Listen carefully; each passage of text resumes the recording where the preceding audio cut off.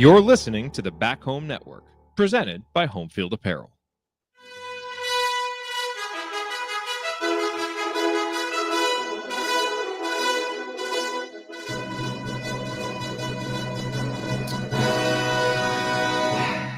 And welcome, Hoosier fans, to another disappointed episode of the Assembly Call, as today your Indiana Hoosiers fall 72-59 to the Oregon Ducks in their first Big Ten tournament game. The loss drops the Hoosiers to 19-13 on the season. And, right after the game, I texted Andy and Coach, to ask him, hey, what's this going to do for the NCAA tournament? And I think Coach's response was, it's going to be a nervous Sunday. So, I think a lot of people kind of had Indiana in. Certainly beating Oregon would have solidified that feeling. This certainly, doesn't guarantee anything by any means, but a very disappointing afternoon of basketball for Indiana after a nice start to the game. And I thought the starters came out and played pretty well. Indiana built an early lead. There was a lot of energy. It felt like a game Indiana was going to compete and possibly be able to win. But they really lost momentum at the end of the first half and just were never able to fully get it back in the second half, despite a couple little spurts. They were kind of playing catch up there for the first 10 minutes of the second half, and eventually they just weren't able to make another spurt back because we couldn't make any shots. And so Oregon ends up winning by 13. We're going to talk about it. Talk about all of it here on this edition of the Assembly Call. I'm Jared Morris. Very pleased today to be joined by special guest Damon Bruce, who Damon probably from his work in the Bay Area covering the 49ers, the Warriors, the Giants, an IU alum here to talk IU basketball with us. Damon, before we get to the banner moment, what were your opening thoughts on this Indiana performance? This year hardly deserves to be put in a time capsule. Yeah. But if you wanted to put a game into the time capsule to describe the entire year, today would be a great choice. Everything you need to know about how frustrating this year has been, what a tease this year in small moments has been, how it looks when it's actually working and how it looks when it's not working. It feels like Indiana has done as much to beat itself every single time I watch them play as the opponent does. And this game was the exact same thing. Convoluted offense. Indiana big men smoking layups, Jared, is at the center of my entire sports life right now, because not only do I got our Hoosiers smoking layups everywhere I look, but it's the reason why Trace Jackson Davis isn't getting the minutes that he used to with the Golden State Warriors. It's why he's been passed by Quentin Post in the rotation, because Trace smokes way too many layups around the rim. I don't know if it's at the center of my life. So frustrating afternoon of basketball for Indiana. It's great to see you. I love this team. I love this program. I'm a proud alum.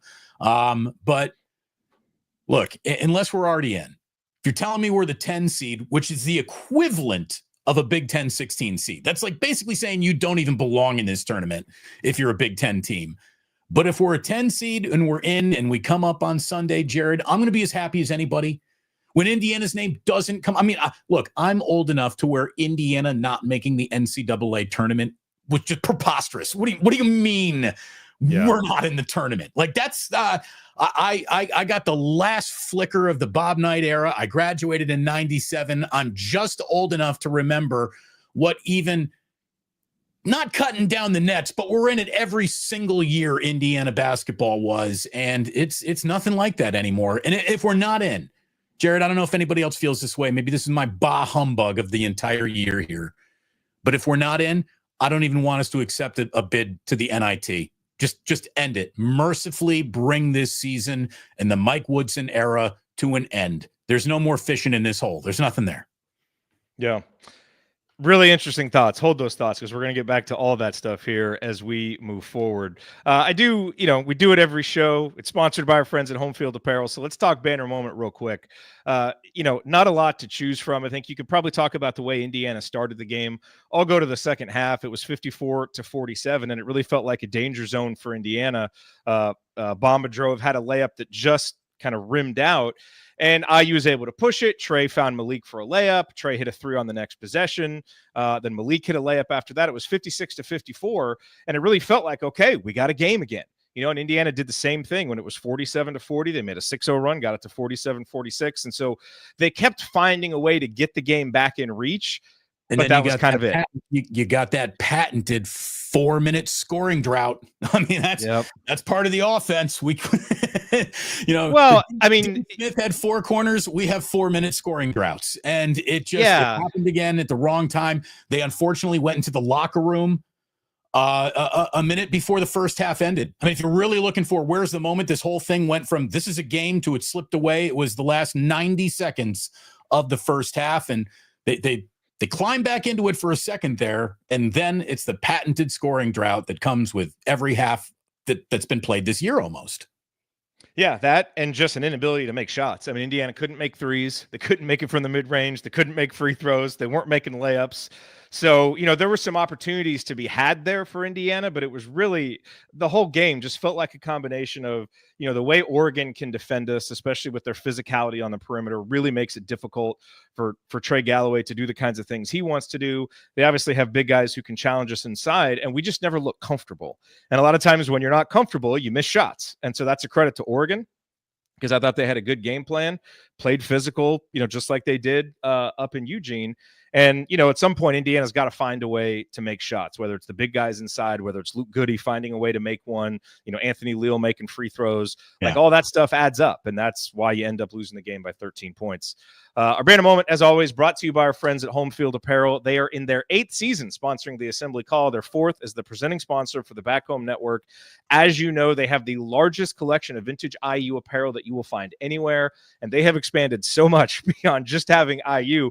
I just saw today, they just released 20 new shooting shirts. Indiana wasn't involved in this because Indiana was involved in the first release, as Indiana always is, with new Homefield apparel stuff. But you got the new shooting shirts, their Homefield Hoop Society boxes, which Indiana is involved with, and they have. I need a box. Can Homefield send a Hoosier on the West Coast a box? Oh my God, I want one of those so bad. I know those hoodies look so comfortable. Look, it's my 50th birthday coming up in March. Homefield, just throwing that out there. I'm a couple weeks away from the big 5-0. I'd love one. Just throwing that out there, Homefield. Send it out. But make sure that, that's why you need to be following Homefield, wherever it is. If you're a social media person, if you want to do it by email, you want to do it by text, make sure you're following them so that you get alerts for flash sales, so that you know when new stuff is coming, because a lot of times it sells out, really quickly. So make sure that you're signed up somewhere. But anytime you want to go to homefieldapparel.com, you can use our promo code HOME23. You'll get 15% off your first order. That's promo code HOME23 for 15% off. Once again, the website, homefieldapparel.com. Wear one for the team. Damon, as we think back about this game, the second half was just kind of a house of horrors. I think, to your point, Oregon had kind of taken control of the game by then, and they never really relinquished it. Indiana had a couple of spurts to kind of get it back to close, but Indiana was never in control of the second half. That's not what happened in the first half. Indiana was in control of the game early, and I thought came out and played, relatively well early on. But then, it's just been a theme that we've seen so often. When Indiana went to the bench, they lost the momentum and could never get it back. And the argument here isn't that you should never go to the bench for Indiana, but it is maybe that you stagger some of those minutes. I think, there were times when you had, lineups out there where you've got, Kanan Carlisle out there, you've got Malik Reneau, you've got Miles Wright, you've got a lot of guys who aren't shooting, who aren't stretching the floor. And it just makes Indiana so much easier to defend. And as an example, Mackenzie Mgbako, who has really struggled a lot, I thought played really well in the first half. Made all 3 of his shots, was actually playing better defense than we've seen from him. But he picks up 2 fouls, and Mike Woodson sits him down. Yeah. And, to me, in a game like this, and look, there are plenty of times where Mgbako has deserved to sit on the bench. Today, he's playing well. I feel like that's a half where you've got to ride him. It's a single elimination game. He's a guy that doesn't foul that often. So he picks up 2 fouls. You sit him, but then you've got these other lineups out there that aren't functioning as well as the lineups with him. And the momentum was just totally lost and never able to be gotten back. And so, this game to me felt like it called for a little bit of a different strategy with how you run your subs in the first half. Indiana didn't do it. And honestly, just felt like they were never able to recover. Not saying it changes it from a loss to a win, but it really felt like the downturn started there. All right, let's talk about a philosophical thing first, and then we'll apply it to this game, right? Okay. The way that football is evolving to where teams are getting more aggressive on fourth down, especially fourth and short, going for it in makeable field goal range on fourth down is the new way to go. And it seems like that message is spreading quickly throughout the NFL. What I want to spread, if not throughout the NCAA, but to Indiana's next basketball coach, is 2 fouls means the guy does not have to sit down instantly. Like, let the guy play with 2 or 3 fouls, especially when it's you pretty much have to have it today game. It's an elimination game. Like, if he fouls out, okay, deal with that then. But hopefully your player knows enough how to play in foul trouble. So when they are in foul trouble, don't exasperate it by pulling one of the only guys that's working off the court. That drives me nuts. It feels like some coaches are starting to figure that out. Mike Woodson never even got the memo. And it's one of the reasons why it just didn't fit for him this year. He's not. It's so funny. I mean, this is therapy. I got a lot coming out here. That's why we do these shows, Damon. Thank you very much. You know, everyone in California's got a therapist. I can talk about Indiana basketball. That's all I need to do, and I'm better. This game, you're right. This game had its typical substitution head scratchers throughout it, but to me, the autopsy of the game that we just watched, the loss to Oregon, it's all about Leal and Goode combining for 5 points. Like that. I mean, that's really what happened today, more than you're right about rotation frustrations. You're right about substitution patterns. You're right about having, look, I like the guy, but Ballow's got some real empty calorie rebounds and point productions, I think, this year, where the best 5 is Rice, Leal, Galloway, Goode, and Reneau. And I wanted them on the court more. Mgbako was which Mgbako are you getting today? Like, always level player. Like, he never turned. That's what also killed this team. Sorry, it's just all coming out. It's also coming out. What killed this entire year was that nobody, and it's, I hate to put this on Galloway too, nobody really became the guy. There were a couple guys playing patty cake like we're both the guys, and that's why when Indiana would play well, you'd see 2 guys finish with, like, one had 15 and like 2 other guys had 13. And, the basketball fan in you wants to say, well, like, that's another well-balanced attack and blah, blah, blah, blah, blah, moving the ball, assists. It's because nobody can create their own freaking shot and get it off. Mgbako didn't need to be 13-4. He needed to be 22-1. That's what he needed to be. He needed to be on the man tonight. And he wasn't nearly enough. This isn't just this game. This is now I'm complaining about the entire season in one show. Nobody took the reins and became the man on this team this year. And that hurt as much as anything. Yeah, no, it's a great point. It felt like a team that had a lot of parts, good players kind of miscast in their role by necessity. I think Trey Galloway is a really good basketball player. I think, you see some of the good moments and the limitations tonight. If you're asking Trey Galloway to basically run all of your possessions against a defense like Oregon, you're going to get what you got, which is, he scores 15 points and has 9 assists, which looks great. But it took him 18 shots. He was 6 of 18 and turned the ball over 5 times.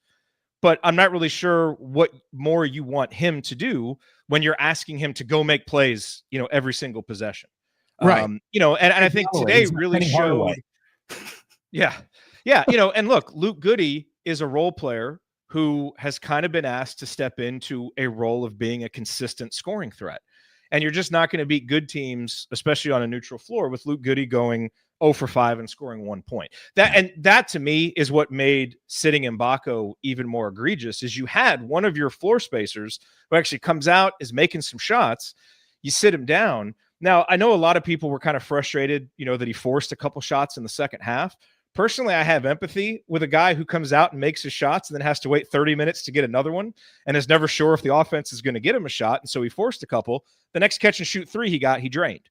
There just aren't that many opportunities, and so it all just added up to a really, really frustrating afternoon of basketball because, like you said, it really is kind of a microcosm of some of the problems that we've seen where it's like, okay, like I can see a path to winning this game, but all these different things kind of have to add up to do it. Right. And, that just wasn't happening. And then certainly when you're missing the amount of shots Indiana, is missing. Look, when you got really Goode, Goode and Leal combining for 5, you can't have Miles Rice come in with 0. Yeah. I mean, that's what happened. You got nothing out of basically Goode, Leal, and Rice, and Carlisle didn't do anything either. So it's just you had 4 guys on the court who were just not value adds in the way that they needed to be tonight. It's just been a long year. It's funny. Mike Woodson, who we were all excited about, right? We all got excited about Mike Woodson, and he was really good at the things I feared he would be bad at, and awful at the one thing that I thought he'd be actually good at, and that's having a feel of a game and coaching in the moment and knowing that, you have your roster hierarchy, and then you got tonight's hierarchy. We all know what 1 through 9 is supposed to be, but on any given night that changes based on what's happening in the game in front of you. Yeah. It didn't seem like Mike Woodson responded to the game in front of him time after time after time this year. Now, look, I've got 2 kids out here on the West Coast, a busy guy, blah, blah, blah. You watch probably more than I do. I got to tell you that I'm like one of the canaries in the coal mine. I used to be the guy on the West Coast who saw every game. I never missed IU games, even in the it's getting really frustrating era that we've all been through. But this is really, it sucked the life out of me, man. And I tell you, for the first time in my entire life, Indiana football spoiled me. So I got a little snooty about my who's supposed to be successful level of success about Indiana sports this year. So I need a reset. This team needs a reset. That locker room, it needs a reset. It really does. And, I know that there's a lot of, Indiana's already on tier 2, tier 4, tier 9 of their coaching search. And that just, to me, like, okay, then I'll forget everything that it was ever bad happening. Go get Chris Beard if you have to. But what I really want you to do is come up with $1 trillion on the Kelvin Sampson apology tour and say, it's time to come home, Kelvin. We screwed up. We're so sorry. Or go get Bruce Pearl and tell everybody we'll show cause. We don't care anything about anybody. We don't care. We're Bruce Pearl. Screw everybody. I want them to fire a missile at this next coach. No more messing around. I'm getting older. I don't know how much time I got left. 1987 was a long time ago. We haven't won the Big Ten or when's the last time we were playing in the last weekend of the Big Ten tournament, much less the NCAA tournament? It's driving me nuts. At least we got Coach Sig. That's right. That's right. No, I mean, look, that's well said. I think that rant channels what a lot of people feel. I'm kind of with you. For a good portion of the season, I really felt less kind of emotionally connected, emotionally invested in IU basketball than I have felt, and that's not all because of Mike Woodson or just because this team struggled. Right. It's a buildup of many, many, many years. We're also battered veterans, right? We've been through this. We've been through the Verdell Jones era. It's been a long ride. Yeah. And look, I think to this team's credit, they have turned it around and played better and got some people, I think got fans kind of back on and believing, hey, maybe this team can make a little run because they started doing some of the things that we asked them to do. But again, as you said earlier, this game really showed all of those limitations, and showed, why this team has struggled so much. And it wasn't as bad as games were early in the season where they just capitulated and got blown out, but they weren't ready to compete on this court with another NCAA tournament team in Oregon, which is extremely frustrating and obviously something that needs to get turned around. I know we only have limited time with you, so there's a couple topics. Oregon is really good. Dana Altman is the real deal, and is Dana Altman in the work? I mean, get Dana Altman. I don't. It's time to give me a name that matters, a name that really wins. I'm frustrated. So let me ask you this, and we'll talk about the coaching search in a second. You brought up earlier at the start of the show that if Indiana doesn't make the NCAA tournament, just, let's move on. Because clearly they would have a resume to go to the NIT or the Crown. I don't even know how the other postseason tournaments are set up now, but I think the Crown is like the top 2 teams in all the conferences get an invite or whatever it is. So I think I've always been someone that has advocated for, no, you take those games, you go play. But I think I'm kind of with you, that if Indiana doesn't make the NCAA tournament, I just don't know there's going to be a whole lot of caring, a whole lot of investment in whatever those games are. And it's not like you're kind of building forward with young players because a new coach is coming in and you're resetting everything. So I think I'm kind of with you. I hope, and I think it's probably a better than 50% chance that Indiana gets in based on the bracketologists that I trust. But we'll have to see on Sunday. But I think I'm kind of with you on if we don't make the NCAA tournament, that's kind of what this team was playing for. That's, what the stated goal was. What's really the point of based on the NIL investment in Mgbako alone, this team was supposed to be in the tournament, and it's a real shame, man. I mean, I tell you what did us in, I think, more than anything was that run between the Northwestern and Michigan game where it all came apart. What was that, like a 6-game losing streak right in the middle of the conference year? And they just were never able to put Humpty Dumpty back together again. And then if we can just, since I'm on my couch here, thank you, Jared. Check's in the mail. When Mike Woodson wouldn't come out and talk with Don Fisher, that's when I mentally divorced myself. So what do you think you're doing here at this point, Woody? You are a direct connection to the Bob Knight era. You're at the Breslin Center. You're playing a man who might take over Bob Knight's Big Ten coaching record tonight, and you can't come out and talk to Don Fisher about that? Like, you used to survive in the New York media market Knicks crucible. Indiana Daily Herald, a little too tough for you there, Mike? It's just, that's what really pissed me off, is somebody who knows how the media world works and how broadcasts and coaches in hot seats still keeping their media obligated. Someone who really has been involved in that in their career. That was some Bush League ass shit from Mike Woodson. It really was. So as we look forward, I mean, you've tossed out some names here, and I don't know how close you're kind of paying attention. And honestly, there's not a lot to pay attention to. I mean, there's just, in terms of the coaching search, I don't think there's been a lot of credible information out there. But, where are you? I mean, as you said, you want Scott Dolson to shoot for the moon and get a big name. How likely do you think that is? And I mean, do you have kind of a list of reasonable names that would get you jazzed up? Is Mick Cronin a reasonable name? I'd like to think that we could maybe get Mick Cronin, right? I think Mick Cronin is a guy who's in his early 50s, fits the bill. I watched UCLA the last few years. Not bad. Am I supposed to get excited about TJ Oberholzer? Is that it? Otzelberger? Yeah, exactly. Yeah, thank you. It feels like the Shaka Smart train has sailed a long time ago. There's not a lot of guys that excite me. So, I thought Tom Crean was really going to fit. I'm still upset that didn't freaking work out. It's been impossible to replace Bob Knight, and that's scary. And, the concept of blue blood program obviously involves your history. And that's a real good thing for the Hoosiers, because that's all we got. We got candy stripe warmups, an awesome gym, and history. And I don't know if any of that means anything to the recruits that we're not getting to make the difference, to turn us back into a team that people fear. And I'm very, very frustrated with the state of this basketball program, have been for years. And when it comes to this year, again, I got a 5-year-old and a 3-year-old. Jared, my wife and I started late. We got young kids. I got an old man's face and young kids at home. And we deal with Band-Aids an awful lot.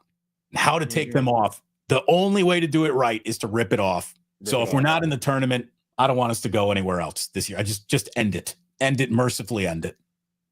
Okay, let me ask you the question this way. Forget about the specific names.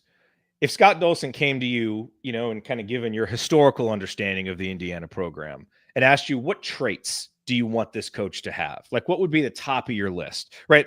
For me, one of them is, I think we need a coach that runs an offense that really allows guards and wings to thrive. I think in this offense, the point guard can thrive, but anybody who's playing off ball is essentially an afterthought. And I just don't think that's the way that you win. I think you win by empowering those guys, having multiple guards who kind of run things, getting, guys on the wing shots. And that's just something that we haven't seen. And it was frustratingly on display today. So that would be one for me. Like, what are some of the traits for you that you think this coach needs to have? Well, I mean, defense first basketball, wing play, switch everything, modern basketball. I don't want to be how about this? I don't want to be a team that has to jack threes to score, but I would like to be the team that has an option to shoot a three, and it didn't feel like that was a skill set. Then how can Indiana, a state full of kids shooting basketballs, not have shooters on this team? And it's been years now since the knockdown, no doubt about it, this kid is a bucket from three that we've had. So yes, wing play, recruit, and a full understanding of the new world that college basketball and all college athletic exists in. Someone who can thread the needle of recruiting and NIL balance and I mean, just all the fundamental stuff. And, it's so funny. Or you just get somebody in there who installs the frickin' motion offense and run that son of a bitch to perfection, but have a plan. That's the thing. Like, we just watched it for 4 years. What was Mike Woodson's offense? What was that?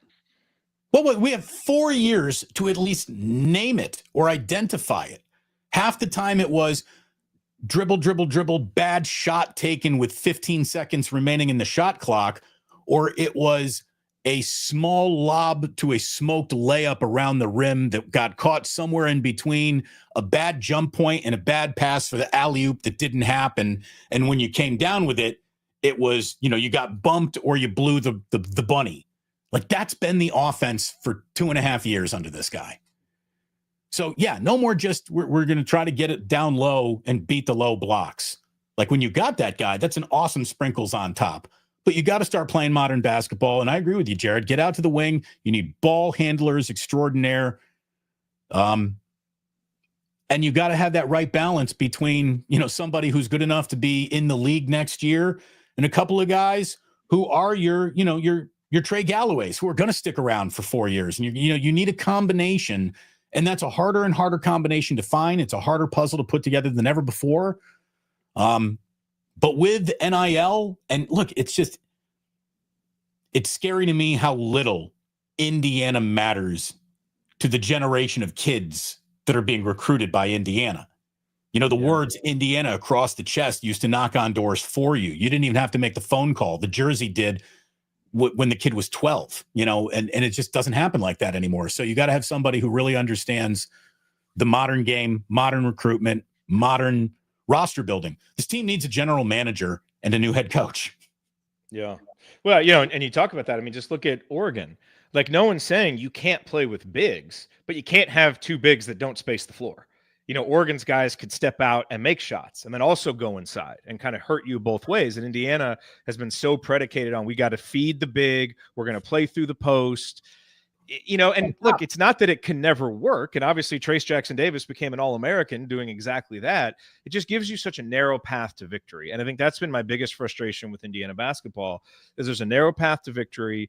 Sometimes it works, and sometimes you get a matchup that you can dominate, but it never feels like we have kind of those second and third and fourth options that give you that chance. We saw it today, and we've seen it many times. Or is the problem really, Jared? It's not. It's that we're a team of second and third options. We really don't have the first. Where's Cooper Flagg? I guess is my question. Where is the one? He got injured today, actually. Hopefully he's okay. Yeah, I saw he rolled an ankle. Right, he came out of a game, left early. Hope he's all right. But man, are we a team of B pluses and we didn't have an A plus, or we didn't have enough, B's and C's to complement? All right, can I ask you a question? Who was our MVP this year? The MVP of the I think it's got to be Trey Galloway season is who? I think it's got to be Trey. Given his production toward the end of the year, everything that was asked of him, kind of his durability, I think I would give it to Trey. But as we've always thought, Trey Galloway should be like a really good bench player on a really good Indiana team. He's a Will Sheehy, 6th, 7th man, right? Not And every now and then, he can succeed in the leading role and he can put up numbers and he can win some games. But, you saw the limitations of it today. So look, and I there's a part of me that loves Trey Galloway. Kid gave it all for a school that he loves. I love him back. I really do. But if Trey Galloway is your MVP and it's not Mgbako and it's not Ballo, that's why you are going to be sweating out Selection Sunday. That's the thing. That's the wrong guy to be assuming the MVP crown on a team that had guys who should have done so much more to make sure that, Trey Galloway is a great story, but there's no way he was the MVP of this team. I agree with you. I think he was. And that's kind of the problem, isn't it? Yeah. All right. I know you have to get out of here. Before you go, can you just you gave a little update on Trace earlier, but what's been the deal with him this year? He certainly hasn't kind of taken the step forward in his second year that I think a lot of people were hoping. Yeah, I mean, we watched with our own two eyes somebody get demonstratively better year after year, almost game after game. You could see Trey's improvement through his Indiana career, by the month. You really could. He has hit a sophomore wall. Big men develop slower. It's funny. He's got, he's always been a little bit of a Tyrannosaurus Rex, a little bit. I don't know. He plays like he's got short arms, even if he doesn't. He's explosive, but he doesn't throw it down as much as he goes for the finesse around the rim finish, which just wasn't finishing. He's got great spacing. You can see he's got basketball IQ. Another year in the weight room. And here's the thing, though. If there's ever a league where you got to have a little bit of a jumper, it's the NBA. And he just, you can't be bad from the floor and around the rim at the same time and get a lot of minutes, particularly on the Golden State Warriors. We'll see if I don't think it's a toughness problem. I don't think, he's not scared of anything. He's seen it all. He grew up, around the NBA. So it's not, I'm not throwing out the bathwater with Trey in any way, shape, or form, but it has been a very frustrating year. There's been a little injury attached to his frustrating year as well. But he has, look at it this way. I don't think he's in Steve Kerr's doghouse, but he isn't really in the rotation right now either. So just hasn't quite earned the trust on a team that now has big hopes. And let me tell you, you're talking about you can't have two bigs playing together. Well, even though Draymond Green isn't a big, he sort of plays like one on the low post. And Kevon Looney is like a prototypical big without the explosiveness. And they needed another big guy on the court out there. And this kid, Quentin Post, who's this Dutch kid who played at Boston College, who was a G leaguer on a two-way. They've converted him. He's got a little something to him. He's got a little dog in him. He's the stretch five that they've been looking for years. So if there was a chance for Trey to have played his way back onto the floor, Quentin Post has kind of gotten in his way even doing that. So again, he's out of the rotation. I don't think he's out of favor with the franchise, but it's been a rough sophomore year for Trey. Yeah. Well, hopefully he can get that turned around, whether it's in Golden State or elsewhere. Golden State's going to be fun to watch here the rest of the season. Look, big moves. With the way 49ers free agency is gone, my buddies and I out here are saying at least we got the Warriors. Thank you, Jimmy Buckets, for giving us something to talk about. And Jared, look, hopefully we got something more to talk about with this Indiana team. If they come up on the 10 seed on Sunday, God bless them, and let's go win in the end. Let's go cut down the nets. But 10 almost seems optimistic now. It looks like it's probably more likely to be an 11 in Dayton, but that's fine. Just get in the tournament. We can say we were in 3 out of 4 years. That at least kind of helps to push us even further from the Archie Miller era, a step forward. And now let's try and take some leaps forward with this new coach. Damon, thank you for being able to hop on today. Always appreciate the insight. And follow him on Twitter at Damon Bruce. Get all your subscribe, please. Damon Bruce Plus. Thank you so much. Go Hoosiers. Go Coach Sig. I see we got football underway. We got practice. I see pictures from Memorial Stadium. Let's go. Let's go, Indiana. Thank you so much, Jared, for having me. It was great to see you, pal. Thanks, Damon. Awesome to have you on. All right, the great Damon Bruce, everybody, at Damon Bruce on Twitter. Follow him, subscribe to all of his excellent work covering the Bay Area sports teams out there, the Warriors, 49ers, the Giants. All right, there's a couple other people who may pop on. I sent out the link to several folks. Coach was at the game. Ryan's got some stuff going on today. Andy's working. So, but hey, I'm here, excited to be able to do this. I was hoping we were going to have a few of these this weekend, but obviously only the one. Let's go through a few meaningful moments. We'll go through some stats here. Meaningful moments, as always, brought to you by our friends at Hoosier Ticket Project, where they help individuals and families experience IU athletic events in person for the first time through the generosity of alumni and fans. To learn more about how you can donate money or extra tickets to help create meaningful moments for other IU fans, visit HoosierTicketProject.org. That's HoosierTicketProject.org. Man, other meaningful moments. I talked about kind of that stretch in the second half where Indiana kind of made the push back, which was a good one. The other one was the 6-0 run when Oregon got it to 47-40. Indiana took a timeout. Trey Galloway drove, dished it to Mgbako, made that catch and shoot three. Next possession, Malik drove and drew a foul. Those were big possessions. The problem is it felt like there were these little offensive spurts, but for the most part, Oregon – really good defense on the perimeter that really just made it, Indiana's just looked uncomfortable, now in kind of the 80 minutes that we've seen them play against Oregon. And that's a sign of a good defensive team. When you can make the other team feel uncomfortable, kind of struggle to get into their actions, then even when some open shots do come, whether they're free throws or layups, you're more likely to miss them. And so, I certainly have some frustration about the way that Indiana played and feel like there were a lot of shots that were out there to be made. But I do give some credit to Oregon, for putting Indiana in that position, and just just making it a really tough day for the Hoosiers. We look at the numbers as well. And let's hop to the numbers. Cause honestly, I don't have a ton of other moments. I mean, I guess there was one earlier. I thought there were some good defensive possessions from Mackenzie Mgbako early. That was kind of my takeaway early on is, Mackenzie Mgbako is a guy who's been so inconsistent in how he approaches games, and sometimes you can see it early, how locked in he is. And I thought, what jumped out to me from him early was defense. I thought he was active. I thought he was focused defensively.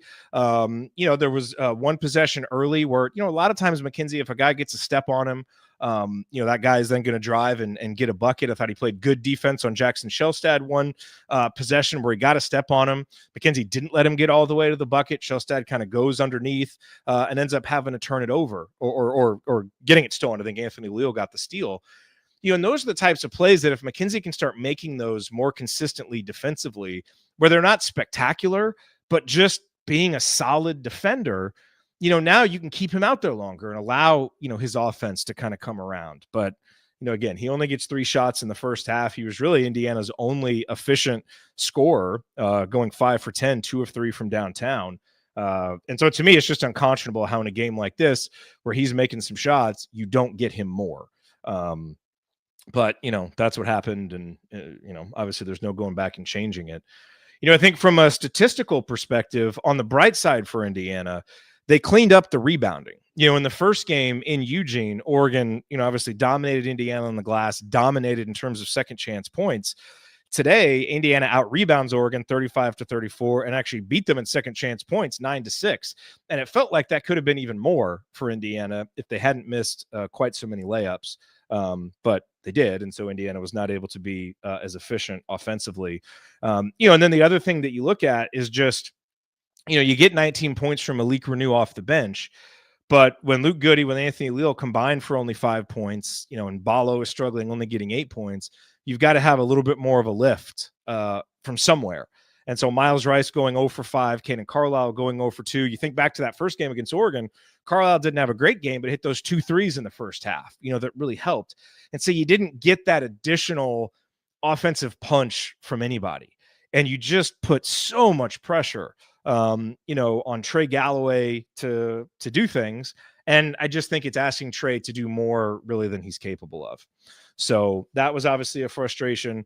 22 assists on 25 made baskets. can be looked at as a good thing. I mean, I think that showed that when the offense was going well, the ball was moving. On the other hand, it is also a bit of an indictment of Indiana's, roster, just in terms of having guys that can go make a one-on-one play. And every basket has to be assisted.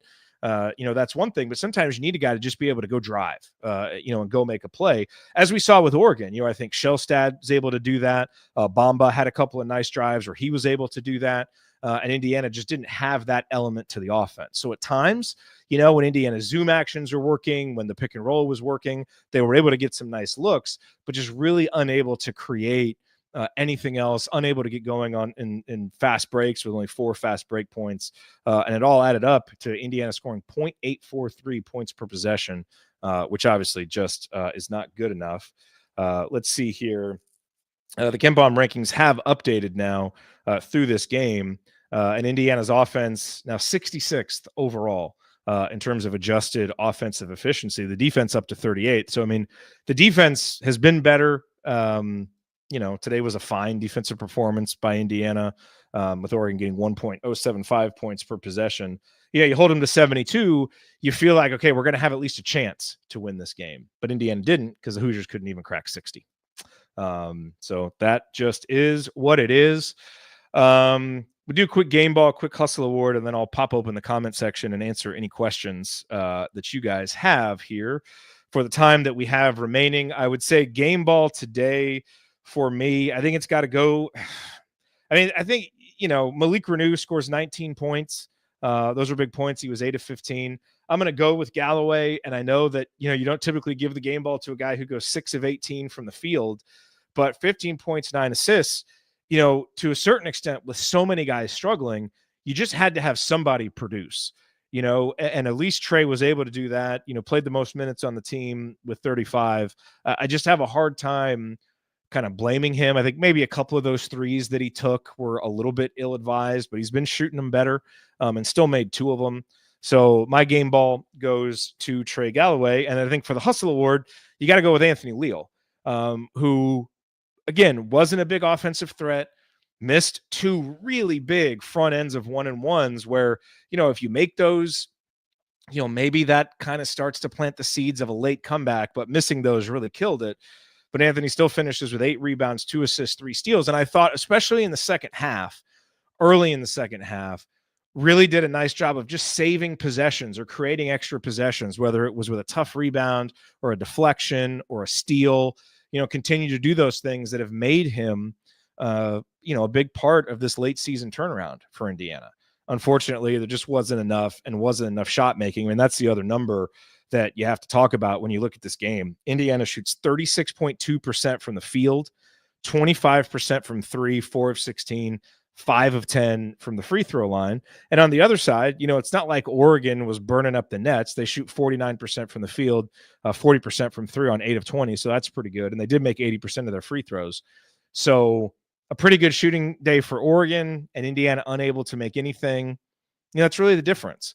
But I don't think it's as simple as, well, one team just shot, everything else was equal and one team shot well, the other team didn't. I thought Oregon made Indiana uncomfortable. And I think that's part of why Indiana shot poorly. And I think Indiana played a terrible defensive game, but there was a bit of a difference in terms of just the kind of the pressure and the physicality that Oregon applied to Indiana that I think helped to make it just a tough shooting environment for the Hoosiers. So, as we look to lingering questions coming out of this game, I mean, the big lingering question, obviously, is, do we see the last game that Indiana plays under Mike Woodson? Because I do think if Indiana doesn't make the NCAA tournament, there is a very real likelihood that they would not accept an NIT or a Crown invite. We saw that, we've seen that before. Now, maybe they would, who knows? So we'll have to see there.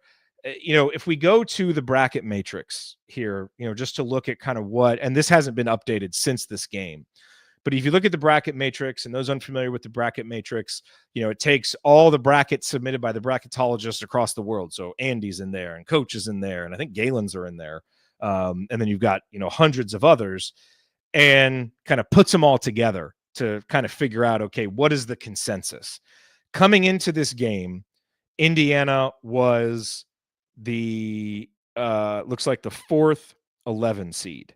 And coming up on most brackets, like I see one bracket, the 12 and some. So they were on there in most brackets.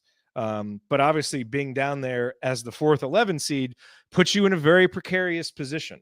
And what we don't know now is what is happening around the bubble. There are other teams that Indiana needs to be, obviously watching out for. I think Ohio State losing yesterday certainly helped because Ohio State really has no argument against Indiana.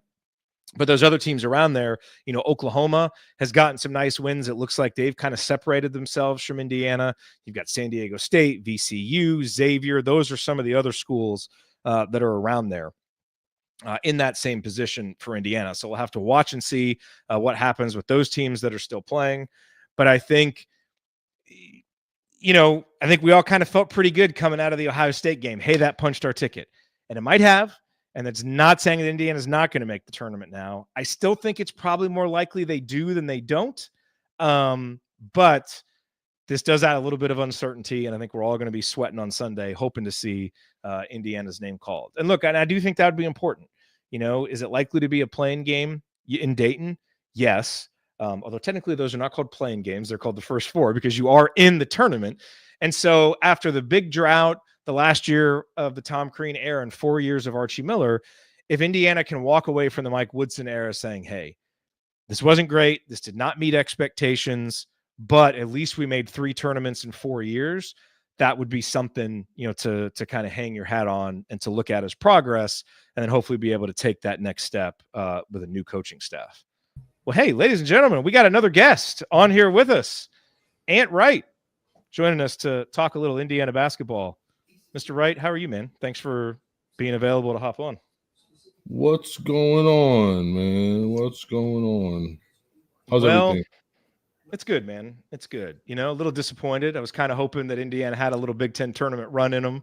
Wanted to get a little payback on Oregon for the game up there. But when you shoot as badly as Indiana did today, you're not going to win very many games. So yeah, curious what your takeaways were from this one. Man, honestly, it came down to. Hold on, I'm about to quote tweet. Ooh, were there any good quotes coming out of this one? I haven't had a chance to look. No, I'm quote tweeting your tweet about being live in here. Oh, nice. No, so you were asking me about this game, right? It came down really to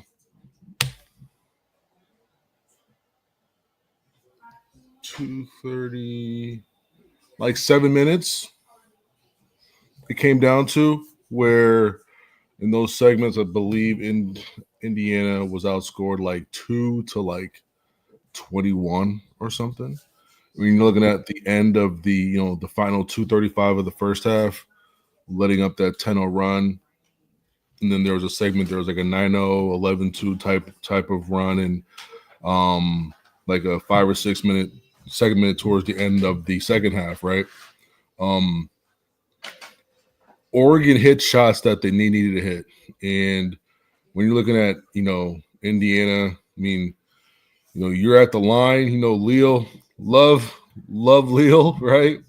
But, you can't miss the front end of 2 1-and-1s. You got to hit one, right? You got to hit your first one, right? And when it's a 2 to 3 possession game, those are lost possessions.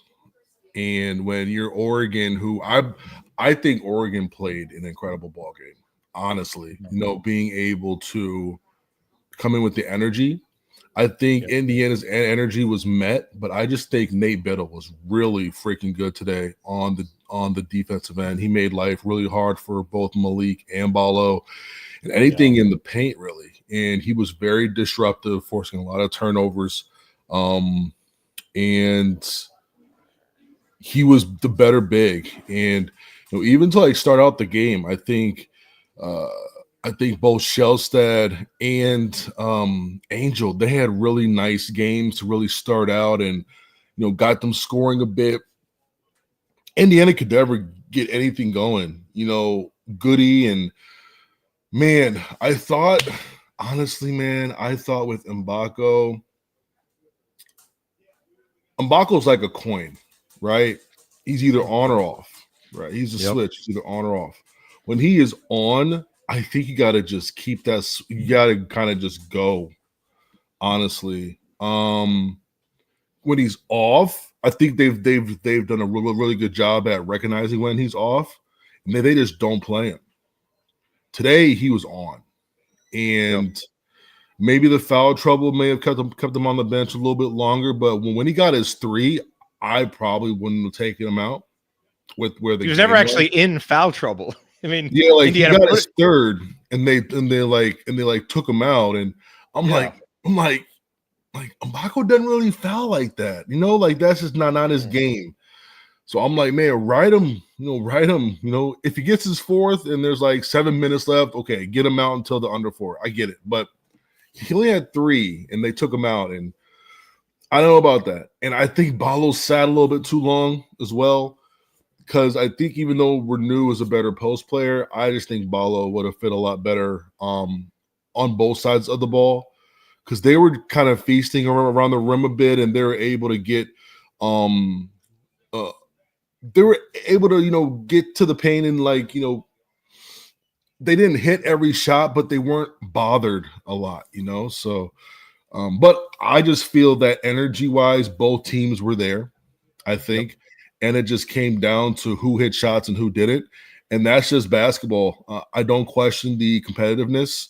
But you have to be able to find a way to make shots. And that's kind of what today's theme was. But Oregon was very good defensively today.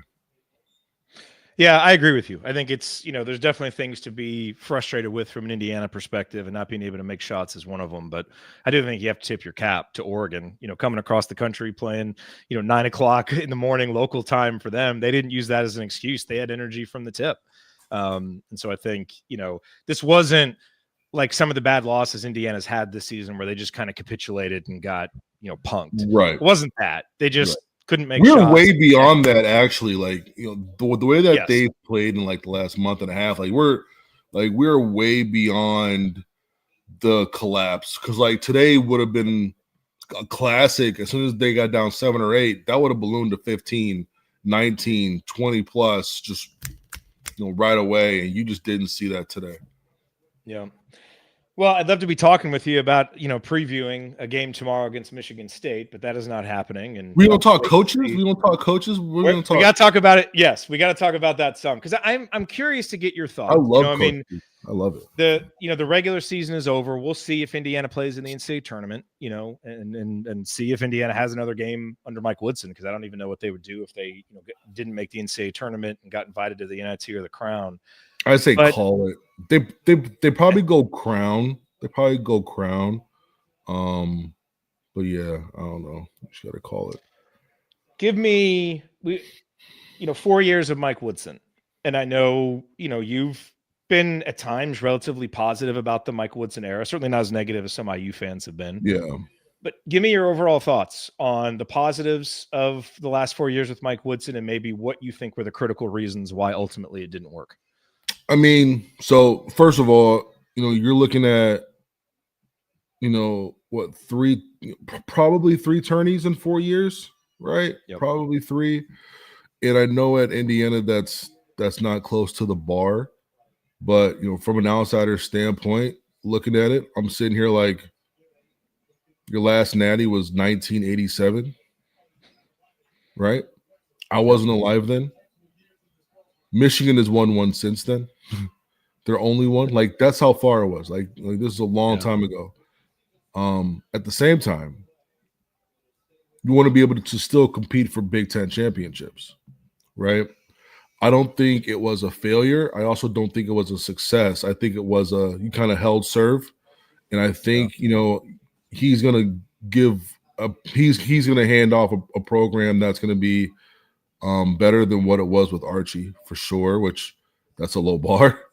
But when it comes down to it, I mean, there is still a season left here. And, a lot of people are saying Big Ten teams won't make this and won't make that. I'm like, how the hell do you know? You don't even know who's playing who, right? After seeing 3-11s in the last several years make a Final Four, every team can make it. It just depends on who you're playing, are you making shots, and how your region kind of pans out, right? Like it does take some luck. You never know. Like if you're an 11-6, right? You beat the 6, then you have to play the 3. Oh, nope, you have to play the 14 because the 14 won, right? Now you play a 14, you're feeling good. Now you're in a Sweet 16, probably against the 2. No.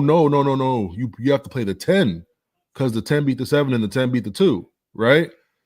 And then you go, oh, well, you still got the 1 seed. Oh, no, you don't have the 1 seed. The 8 seed beat the 1, but then the 13 beat the 8. So now you have a 13 seed to like this weird stuff happens all the time. Like that happened in 2018. Like this stuff happens all the time. And I'm not saying they need luck to do this or that. It's just about, hey, you get some matchups and some things go your way. Anything can happen for any one of these teams. So you just want the opportunity to get there for sure. What do you think were the critical reasons why, like you said, it wasn't really a failure, wasn't really a success? Well, the reasons were, I think politics had a chokehold on him this year. I think he had to answer to a lot of people, and he had to play certain guys, and he had to make sure certain guys were happy. There's a reason why that lineup changed once he did his retirement thing. Look at the lineups in the minutes. When's the last time Bryson Tucker has played? Oh my gosh, it's been weeks. It's been a long, long time, right? Yeah. Look at Kaden Carlisle's minutes, right? So he's not really answering to a lot of people. Like there's a reason why they've been playing, not going to say championship basketball, but they've been playing tournament level basketball since then, for a reason. Now, if he had that mindset coming into this year, hey, they could have had a more successful year for sure, but what does that look like with his relationships when it comes to NIL and maybe promises were made and he has to answer more of the political questions after the season and, certain agencies don't like the way that their guys were treated and all that stuff. So is that just a reflection of college basketball now, or it is a little bit of a reflection Indiana operated for sure. With this offseason? I think it is. And like you could just look at the games and look at the sub patterns. Like he's just playing his 8. That's it. This was never happening prior, right? Yeah. And I just think the politics just had a stranglehold on everything. And once he played his winning guys, it shouldn't be like that, right? It shouldn't get to the point where like, well, politics say I got to play this way, but I'd rather play this way. It's a tough battle because there's so much business involved now, way more business than when I was in school. And there was a lot of business then, so. For those who don't know, you played for Michigan under John Beilein. Right. So like there was business back then, but it's not even close to what it is now. Like it's not even in the same realm. Not even in the same realm as like, we were like, that was like mom and pop. Now it's like Google, Apple, Microsoft, man. Like this is a whole different ball game. And that's going to be important for the next coach to be able to juggle that a bit better. I don't think he juggled it very well. And that's probably a downside. And just being in that old school mentality, just being older and not as progressive thinking, got in the way as well. So you're going to need someone who is going to understand the business side, but you can't let the business side impact the on-court results. Like you just can't. And that's what happened this year, especially in the first 65% of the season. And so moving forward, you're going to need someone to come in, understand the business aspect, but also understand the winning aspect too, and just have a real good balance of both. Would you have given him another year or wanted him to see another year with Woodson, or do you think it's in Indiana's best interest to be moving on? No, I think it's in the best interest for everyone. I think it's in the best interest of him, Woody himself, and Indiana. You were here for 4 years, right? You got up to a 4 seed in the NCAA tournament. A couple draft picks. Tournament 3 out of 4 years. Hey, cool. Indiana's got something going on. But throughout this Woody tenure has also been this change of the college landscape, right? And I think it's transitioned. This is a good transition period to the next coach, right? Because what we now know also is that Indiana's brand is still very, very strong. Or else nobody would be talking about their success or their failures, right? Very, very strong. And they're not competing on a national level as of yet. So, being able to kind of go through this, and now the next coach coming in, it's probably not going to change that much again, the college landscape, right? Now a new coach is coming in. Now he more of an idea of, okay, NIL, we got to do this, we got to do that, we got to get this guy. And we've seen Indiana be able to go head to head with like Kansas when it comes to getting people. And that's what you need, right? This isn't a Ben Johnson at Minnesota situation where you're just going to lose guys because you can't retain them, and then you're replacing all Big Ten caliber players with guys that you're like beating like Portland for a guy, and you're beating Charlotte for a guy. Like, that's not going to be the case for the next coach. Like, that's why I'm really excited about this next phase, is because you're going to, if you get the right person in there who can really mess with the formula, it could be a really, really fun time, honestly. What do you think are the most important traits for the next coach? And do you have some names, maybe some that are being less talked about, that you think would be better choices than maybe what people are assuming? Man, just get someone who understands the expectations, and it's got to be someone with a lot of experience. I don't think accolades should matter. Like, do you have what it takes? Do you have what it takes to put Indiana at the forefront? And you know what? I would love to see someone find their identity with Indiana. Not, that's that coach from this school. Like, no, like, I think having someone come in and them having the identity of being the Indiana coach would also be nice too. But man, I don't have names. I know a lot of people are, I don't think Indiana would ever hire Beard. I just don't think they would. Good coach, but you have to understand it's not a Beard thing. It's, are you willing to risk your job if you bring this guy in, or can you bring in somebody who is probably just as good with enough upside to have similar results, right? And it's not the fact, like, it's not that Beard can't coach. You are making the hire. If you make that hire, you are risking your job, right? It's not about Beard anymore. It's about you, right? And that's what that's about. So I don't know if they would make that. He is a really good coach. Wade is a good coach. I think he has improved at McNeese. I didn't love him at LSU because he played a bunch of one-on-one ball. It just didn't vibe with me well. But at McNeese, he's running some good stuff. He's gotten a lot better the last 3 years. McCollum, like, are you down to play super slow? Ugly brand. And then even here's my other thing with McCollum. So when McCollum he's at Drake, right? Yep. When McCollum went to Drake, he brought a few guys with him, right? That helps the transition. Those guys aren't coming with him to Indiana. Yeah. Can you do this again? We don't know at this level, right? This is, can you do this again at Indiana? I don't know. Has he navigated the NIL landscape?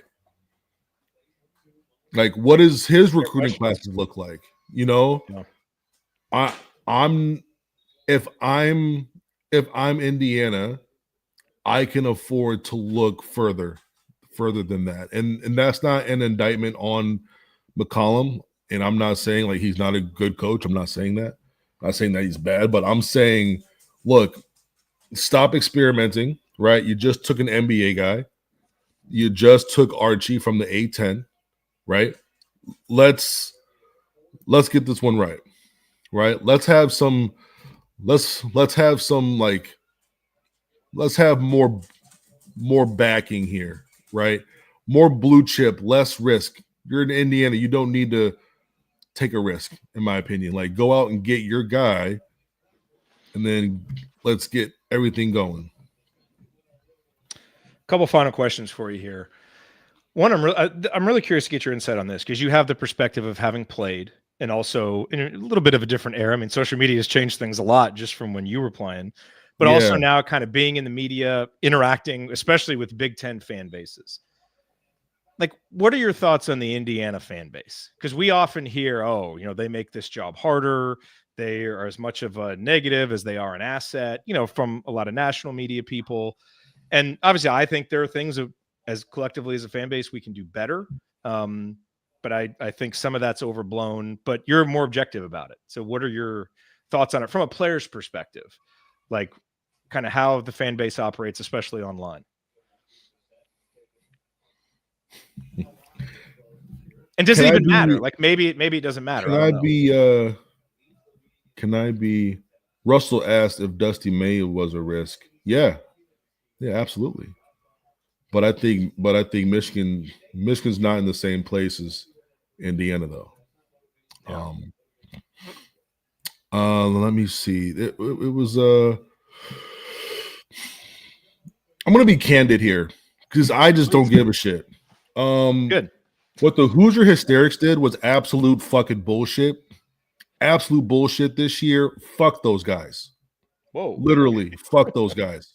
I am sorry, but what they did just to get their point across because someone closed the door on them was bullshit. The next coach who comes in, you need to watch your relationship with them. Honestly. Because if they turn their back on that pod, is that pod going to all of a sudden air out a bunch of dirty laundry? I don't like the way they went about business, honestly. I don't like that. That rubbed me the wrong way. And I just think that that wasn't right. And you can feel the way that you want to feel about a coach, but I don't know. That went real personal. Real personal. Real personal. And that really, I've never spoken on it really, but that really rubbed me the wrong way. And even something small as forgetting Flory's name or something, I have contacts to ask him personally about that, and it wasn't bad. Like he I think he called him Lori or something. Like, who knows if that's something that they always called him? Who knows, right? And like, I don't know. I just feel like there was just so much personal vitriol in that entire and this wasn't just like a one-time thing, right? This was weeks. This was a long time just going off, just really upset and butthurt. But I will say, if you're the next coaching staff coming in here, I would watch that relationship. Is one of those things where you keep them close enough to keep them happy, but you keep them far enough to where they're not going to air out your shit if things go left. That's what got me. Is that like you're holding on to this just to, I don't know, bro. Like even just thinking about it right now, just like there's a reason why I keep a lot of people out of my circle because I don't want to spin back. I don't want someone to just spin the block on me if they feel slighted. because then now they're going to try to use that as ammo, and that's just not cool. That's just not cool. So I think the Indiana fan base is dope. Honestly, I think they're dope. I think it's one of the cooler fan bases to interact with. A lot of it because like they're so passionate about hoop. I love hoop. I love basketball. Indiana fans love basketball. A lot of them know the game. They spend a lot of time with it. And whether we're arguing or whether we're not arguing or agreeing, it doesn't matter. It's usually a pretty level conversation. And if you are a recruit and you can't see the passion that's coming through the television, like think about what that's going to be like in person when people are all over you. When it comes to being a recruit, and nowadays it's all about your personal brand. Like a lot of these kids don't realize that, when like basketball is done, like you don't need to go work a 9 to 5. Like you are a business, and what better business is you going to a school like Indiana? Not a lot of schools have that pull, and I'm looking around different fan bases. There are some really dope accounts out there, but because they do basketball at a certain school, their following just isn't like that, right? Because nobody cares, right? Yeah. One of my favorite followers is probably Gopher Crew from Minnesota, right? His following is not like that at all. And then you look at a different fan base, someone who is like kind of semi-funny, that they got like 40K, all because they just love the topic, what it's about, right? Even on like YouTube, you see it all the time. If people always want to hear what's going on, they're gonna be all over it. They're gonna be all over it, man. So just from like a personal branding standpoint, I mean, Indiana does it right. Every fan base is going to have its toxic fans. Every fan base is going to have it. But yeah, man, I'd say Indiana's up there when it comes to being like my most fun fan base, like just banter with and go back and forth with for sure. Yeah. Last question for you. NCAA tournament is coming up. Obviously, we got a fun Big Ten tournament here to finish up. Who's your favorite for the Big Ten tournament? And then as you look toward the NCAA tournament, what Big Ten teams are you most optimistic about? I know some of it depends on draw and all that stuff, but all things being equal, who are you most optimistic about in the Big Ten? Have actually been Illinois, I'm optimistic about because they get Morez back. Not having him the last month has been terrible for them. And they've had to play a certain way, but now with him, they add another, dimension who's going to be able to rebound at a high level, give you some interior toughness. And they haven't had that. They've had to play Ben Hummerkaus at the 5, and he's like a soft 3-4 tweener. So, and they still got through, right? They still got through some tough games. I like Illinois. I also like Oregon in this tournament. I really like their approach today. And I think they're deep enough too. I think their depth is a little bit underrated for sure. I think Jackson Shelstad is one of the tougher guards because he's so fast. He's so fast with the ball. I like them. And probably Maryland too. I like Maryland too. Because they got shooters and they got a pro. I think I read something the other day. Like I have my own thing called like Antlytics, right?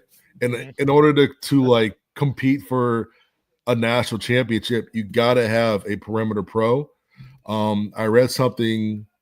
This was it's like last week. I read that since the NBA draft, a top 30 pick has been on every single national championship team. Wow.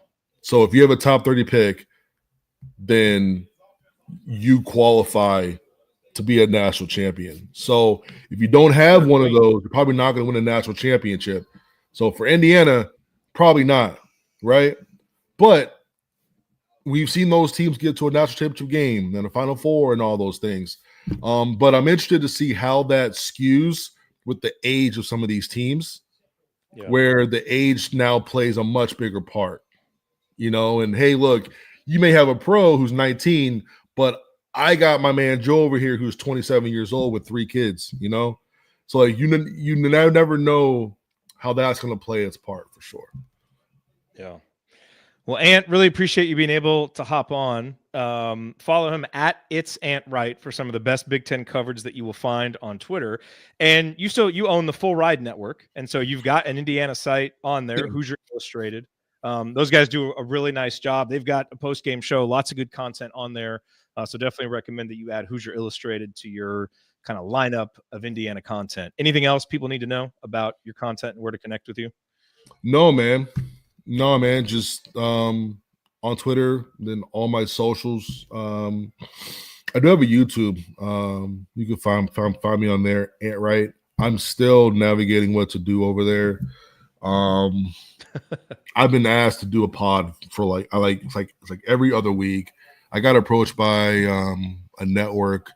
They wanted to produce it, and I was like, nah, I'm good. Not right now.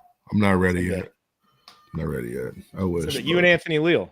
By the way, for those who don't know, and we talked a lot on the show about, Anthony Leal needs to play more. And man, the team sure seems to function better. You were the first person kind of outside of our little sphere of influence that was talking about Anthony Leal last year. And you'd post clips of, late game defense with Leal at the end of the season when he started playing more. So I always appreciated your recognition of the little things. Yeah. Which made such a big difference for this team.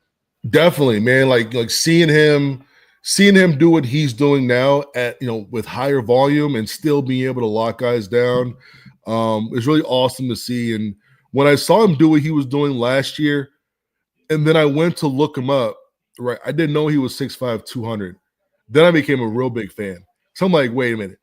This little dude is moving, but he's not a little dude. He's like a big guard, dog. Like, he's a big dude. You know what, too? I'm going to just say this. If you're the Indiana Pacers, I hole him up in a hotel for every workout and just bring guards in and say, Anthony Leal, sick him.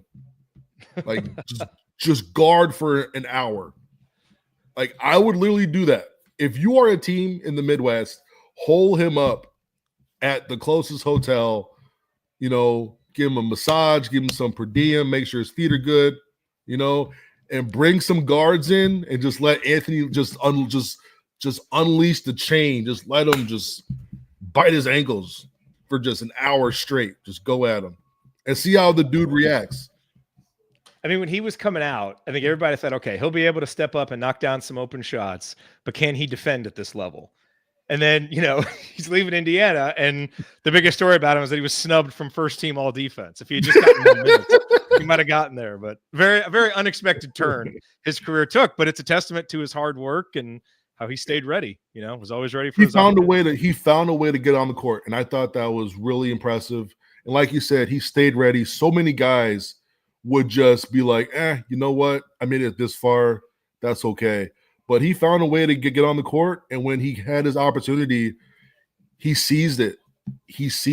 And they went all in on him, and that changed the entire season. And you just want to hope that it wasn't too late, that they made that change, and just got to hope that they're able to play here in March some more, man. And NCAA tournament, doesn't matter what seed you are, man. Just roll the ball out and let's hoop.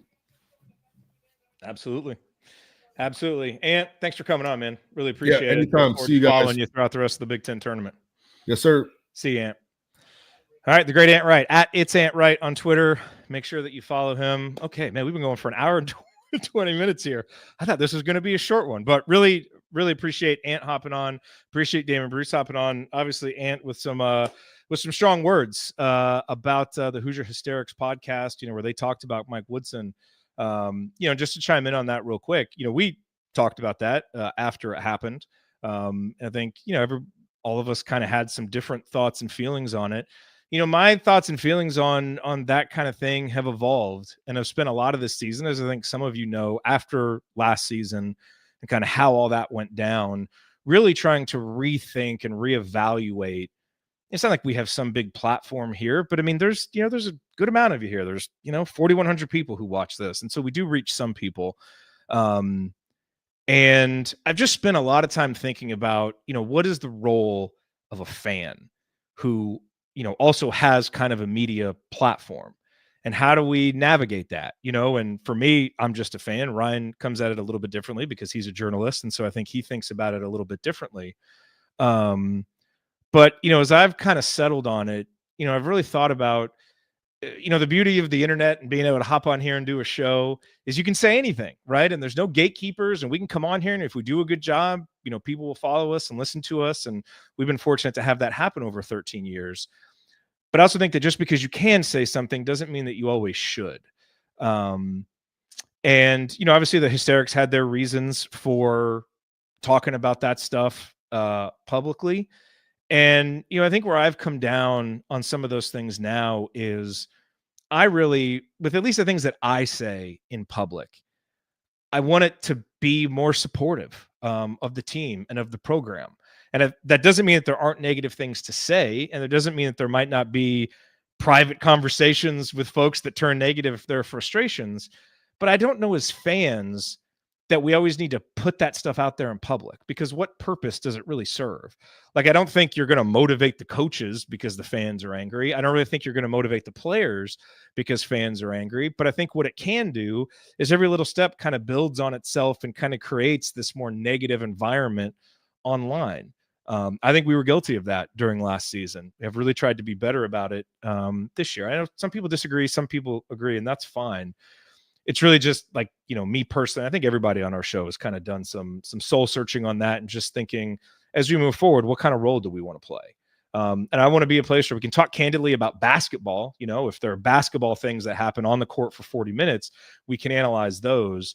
But some of the other stuff, especially where it's more speculation based or rumor based or just big picture based, I kind of want to try and stay away from seeding any more negativity out there.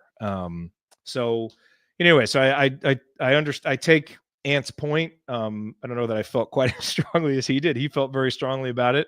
I think the Hysterics have created controversy, certainly. I do think that they've done a lot of good things for the program, and that their overall objectives are always, in their mind, certainly positive for the program and wanting to do things that are going to help the program out. But I don't always agree that those choices actually do that in the end. And that's certainly one that I've thought about. So everybody's free to kind of have their own thoughts on it. And all of us who have a Twitter account or who hop online kind of have a platform to say what we want to say. I'm not trying to say the way I feel about it is right and the way someone else feels about it is wrong. Just kind of trying to be honest and candid as I go through it all, on my own. Because one thing I've realized doing this for 13 years is I feel like how little I actually know, especially living 1,000 miles away and not going to games. And, you hear stuff third and fourth and fifth hand. And I just don't want to get involved in that stuff anymore. I want to watch the games. I want to talk about the games, and otherwise just try to find the positive stuff and promote that. And if there's negative stuff, it may be there, but that doesn't mean that we have to keep promoting it because that doesn't always help the program. So anyway, it's a conversation that we can have more as we go into the offseason and kind of go into this new era with a new coach. I think the IU fan base is incredible. I think it's the thing that has kept this program afloat for so long.